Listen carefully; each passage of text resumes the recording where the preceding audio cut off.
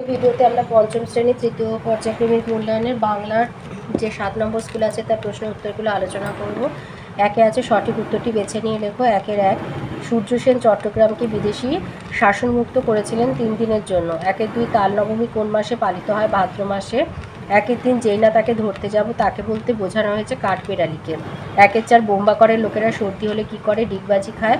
1-5 আকাশে দুই বন্ধু গল্পটা নেওয়া হয়েছে স্বপ্ন দেখি রূপকথায় থেকে। 1-6 মিষ্টি কবিতাটির কবি হচ্ছেন প্রেমেন্দ্র মিত্র। 1-7 পুরুষ বা পক্ষের পরিবর্তনের সঙ্গে সঙ্গে পরিবর্তন ঘটে ক্রিয়ার। 1-8 তিনি আগামী রবিবার বেড়াতে যাবেন। 1-9 অজ্ঞ শব্দটির বিপরীত হচ্ছে বিজ্ঞ। 1-10 উত্থান শব্দটির বিপরীত হলো পতন। 1-11 বইটা তোমাকেই দেব। 2-তে আছে কম বেশি 15টা শব্দের উত্তর। 2-1 বলেছে সূর্য সেন কোন স্কুলের শিক্ষক ছিলেন? উমাতারা হাই স্কুলের। 2-2 বলেছে জটি পিসিমার স্বামীর নাম কি? নটবর মুখুজ্জে।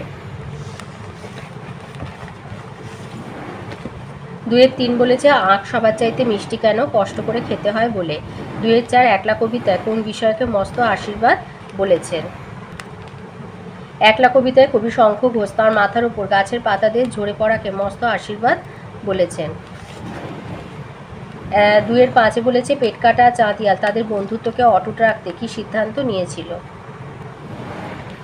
মানুষ সুতোর সাহায্যে ঘুড়িদের গোলাম বানায়, তাই পেটকাটা এবং চাঁদিয়াল ঘুড়ি দুটি পরস্পরের সুতো ছিঁড়ে নিজেরাই নিজেদের মুক্ত করার সিদ্ধান্ত নিয়েছিল। 2-6 বলেছে সে এমনি নেমন্তন্ন করবে। বাক্যটির থেকে পুরুষ বা পক্ষ খুঁজে নিয়ে লেখো। এখানে সে হচ্ছে প্রথম পুরুষ। এখানে সে হচ্ছে প্রথম পুরুষ।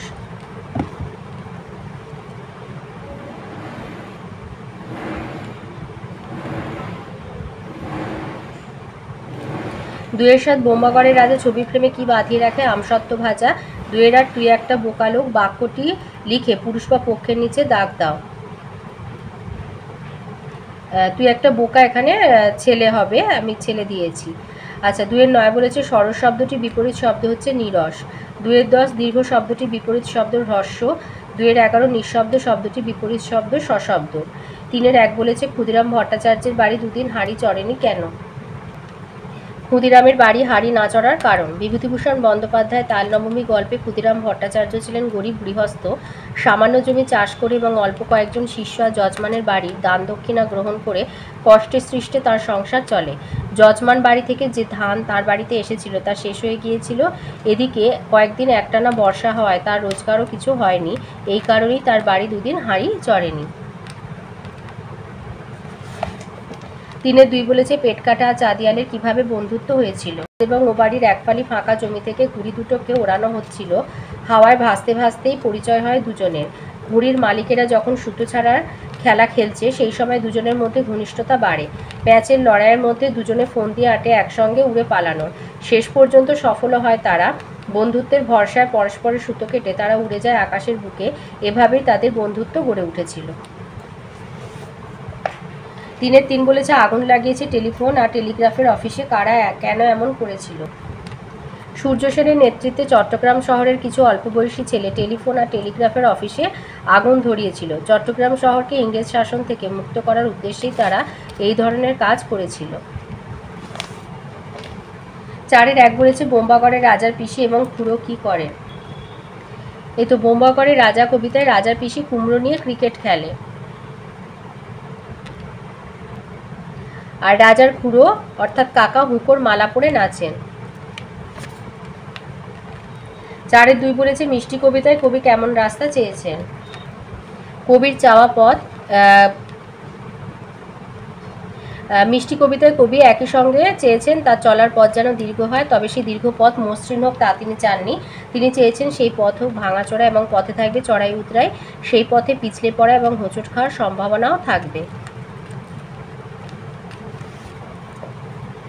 4-3 বলেছে গড়িয়ে যেতে সে পথে যে পায় মজা সে মুখ্যু। এখানে কোন পথের কথা বলা হয়েছে? মসৃণ পথের কথা বলা হয়েছে। 5-1 বলেছে মাস্টারদা সূর্য সেনের জীবনযাপনের যে চিত্র মাস্টারদা রচনায় ফুটে উঠেছে তা নিজের ভাষায় লেখ। মাস্টারদের জীবনযাপন মানে তার কথা বলা চলা বা পোশাক আশাক এইগুলো আর কি। তো মাস্টারদাকে বাইরে থেকে দেখে বোঝার উপায় নেই তিনি এত বড় একজন নেতা। তার পোশাক খুবই সাদাসিধে। এইখান থেকে লিখবে বাঙালি ধুতি পাঞ্জাবি বা ধুতি শার্ট, রঙিন জামা পরেন না, কথা যেমন কম বলেন, হাঁটা চলাতেও শব্দ হয় না প্রায়। তার বাড়ির লোকজনেরা বলেন খরম পায়ে হাঁটলেও তার খটখট আওয়াজ শোনা যায় না। এর সাথে দেবে এই যে কোনো কোনো ভোরবেলায় ছাত্ররা দেয়াঞ্জির পুকুর পাড়ে তাদের প্রিয় অঙ্কের মাস্টারের মেশবাড়িতে পৌঁছে গেলে দেখতো তিনি অনেক আগেই উঠে রামকৃষ্ণের স্তোত্রগান করছেন। রামকৃষ্ণ বিবেকানন্দ ছিল তার আদর্শ পুরুষ।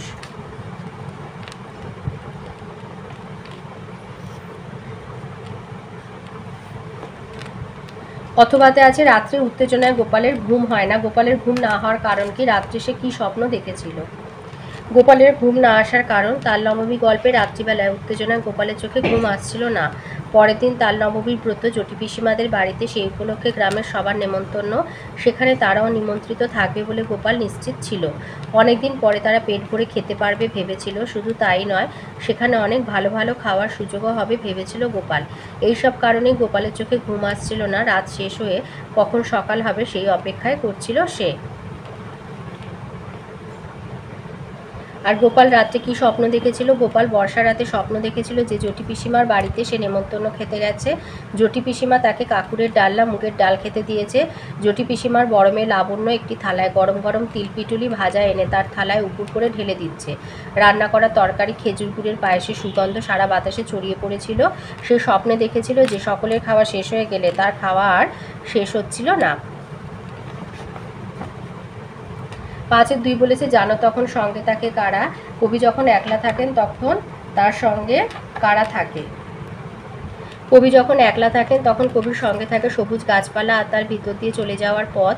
এছাড়াও কাঠবেড়ালি, গাছের ঝরা পাতা, এমনকি শাল বা তালসুপুরির বনও কবির সঙ্গে সঙ্গেই থাকে।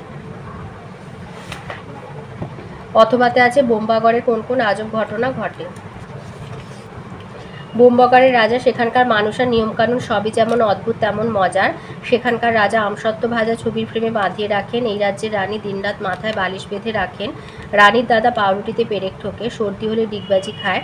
তারা জ্যোৎস্না রাতে পায়ে পড়ার আলতা চোখে মাখে। এছাড়াও পণ্ডিতেরা টাকে ডাক টিকিট মারে। রাজার বিছানায় শিরিষ কাগজ পাতা থাকে। রাজা তার রাজসভায় অদ্ভুত রকমভাবে হুক্কা হুয়া বলে চিৎকার করে। আবার রাজার কোলে বসে মন্ত্রী কলসি বাজায়। রাজার সিংহাসনে ভাঙা বোতল শিশি ঝুলতে থাকে। রাজার পিসি কুমড়ো নিয়ে ক্রিকেট খেলে। হুঁকোর মালা পরে রাজার কাকা নাচে। এইসব আজব ঘটনা ঘটে। তো এই ছিল আজকের আমাদের পঞ্চম শ্রেণী তৃতীয় পর্যায়ক্রমিক মূল্যায়নের বাংলার 7 নম্বর স্কুলের প্রশ্নের উত্তরগুলো। তো কেমন লাগলো কমেন্টের মাধ্যমে জানাবে। ভালো লাগলে লাইক আর একটু বেশি করে শেয়ার করে দেবে। আর যদি চ্যানেলটা সাবস্ক্রাইব না করে থাকো তো অবশ্যই সাবস্ক্রাইব করে নেবে।